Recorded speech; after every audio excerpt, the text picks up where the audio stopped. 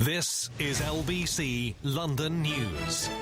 Good morning, Chris Gold's with you here on Weekend Breakfast. It's just coming up to 3 minutes after 9. Our top story this morning, drones are going to have to be registered and users sit safety exams under new rules.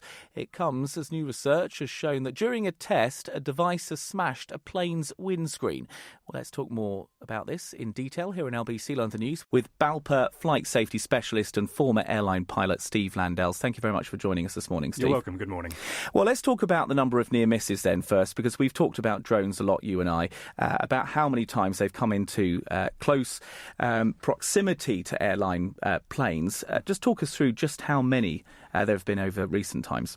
Well, of course, a few years ago, before drones became really popular, we had no near misses with aircraft, but that number has been steadily increasing over the years as the number of drones are increase in sales. And so last year we saw 70 reported near misses with airliners. Now that's the ones that are seen because they're quite hard to see. So from BALPA's point of view, we have nothing against drones. We think they have huge commercial potential, and we really support exploiting that potential. But their integration into the skies has to be done in a safe and sensible manner. And up until now, that just hasn't really been happening. So this has been something you've certainly been calling for. I know we've talked about the possibility of having some sort of registration scheme, and the government now saying they're going to bring something in. Does it go far enough? Well, we're really pleased that the government is taking this so seriously now. And the registration scheme is a great idea from our point of view, especially when you tie that in with a training system. Now, that's great in a number of ways, because firstly, we think there are a lot of people flying their drones sensibly and safely, but we also think there are a lot of people who don't know that there are rules in place, because at the moment you can just go and buy a drone, take it out of the box and fly it anywhere you like. So we think a lot of people are flying into conflict either with aircraft or airfields through ignorance. So this registration scheme means that you have to do the training before you can fly your drone. This is what we hope will happen. And that way people will be exposed to the rules during that process, and no one's got any excuse. There are, of course, always going to be people who want to flout those rules and get around it. So that's why we need other measures like technological solutions and increased legislation. But no, we're really happy that the government's taken this first step.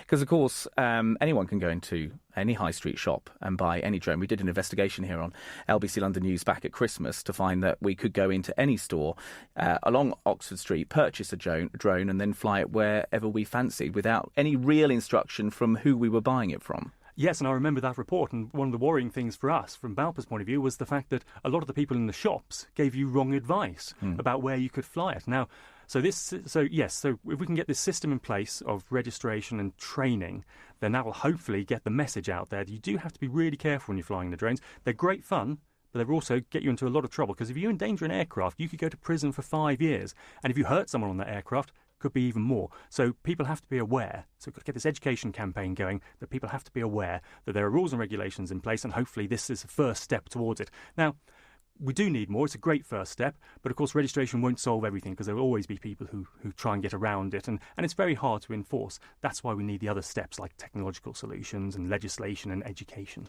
We'll talk about those in a little more detail in just a mo, but there have obviously been concerns about some sort of mid-air collision, and there have been questions raised over exactly what would happen were a drone to hit a commercial airliner. Up until now, we didn't know what would happen.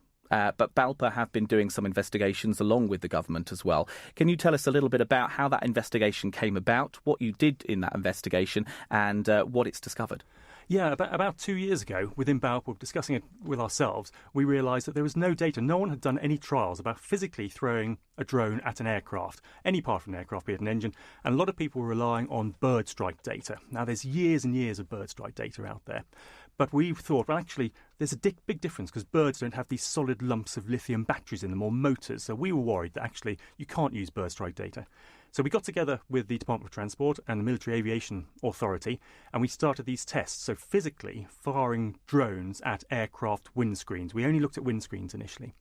And the results are out now.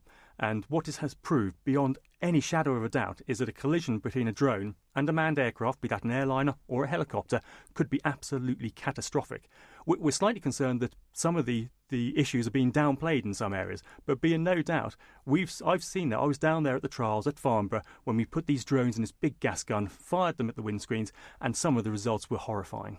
And you were replicating what would happen were a drone to hit a commercial airliner in the skies as it was coming into land at, say, one of London's airports. Yeah, so we we're taking realistic scenarios. So we took different sizes of drones and fired them at different speeds.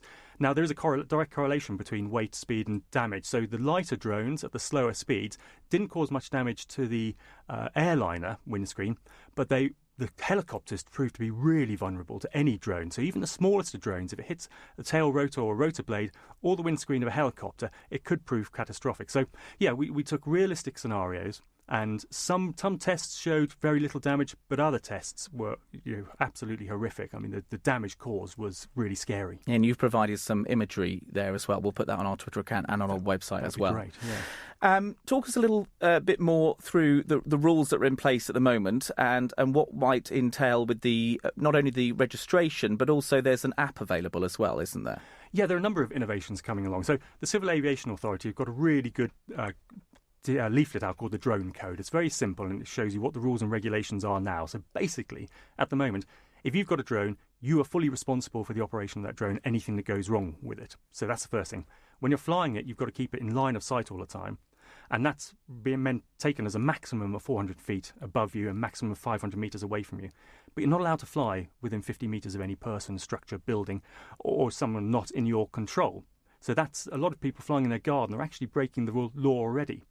Now, with the new procedures coming in and more regulations going to be following what's coming with the registration, the compulsory testing, and the introduction of geofencing, which is a technological solution, part of the solution, then yes, we do want tougher legislation. But of course, even if you have the best legislation in the world, unless it's enforced, it's not worth the paper it's written on. So we've got to get it enforced, got to give the authorities, the police and everyone the means to actually enforce the rules and regulations and the understanding of what they are, because it's quite a complex area. Yeah, absolutely. I mean, I was going to say to you is what would you like to see happen in the future now that you've done the testing, you found out what the results could be were a drone to hit an airline, a commercial plane, and we know now that the government is going to bring in this registration scheme, although we don't know exactly when it's going to come in. What would you like to see happen in the future? What would BALPA like the government to do in order to make drones even safer? Yeah, so the registration scheme, you're right, the devil will be in the detail, and hopefully we'll be fully engaged by the government to work out what a good registration scheme looks like. But with a number of drones being sold and the number of near misses that we're having, because we're seeing near misses above 12,000 feet now, I mean, this is scary stuff. We need a technological solution, a whole bunch of them. So this geofencing, where the drone has a database of places where it shouldn't be flown, airports, nuclear power stations, things like that. That's going to be mandated to be put into all drones. But it's limited in what it can do, and people can get around it. It won't be very long before online you can find a way to unlock this. So there has to be more technological solutions, and by that I mean somewhere, if a drone is flown in an irresponsible way or at a silly place, then it transmits enough data to the authorities, be that air traffic control or the police, so they know who's flying it, where they're flying it from, so they know whose door to go knocking on. And there are other things we'd like to see, like a drone system where it auto-avoids an aircraft. So we want to stop these near mid-air collisions and mid-air collisions happening. But if there's a last resort, there's got to be a fail-safe system where the drone actually moves out of the way of the aircraft.